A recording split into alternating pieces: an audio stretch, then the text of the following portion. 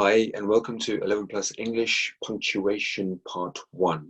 So let's have a read of this question and I'll show you exactly what you need to do.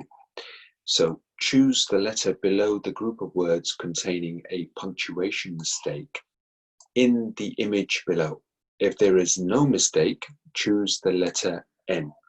So looking at this first sentence, it says, I like Paris and New York, but London is my favorite city. I love playing in all the parks. So looking at this particular sentence, you can see the word London, which is a city, and it should have a capital L. So in this case, we're going to go for option B, which is going to be our answer because that's exactly where the punctuation mistake is. But for the rest of the 11 plus punctuation type questions, look out for capital letters, look out for commas missing or full stops not being in the right place, and also look out for capital letters as well, amongst other things. Okay, and good luck with this and see you soon.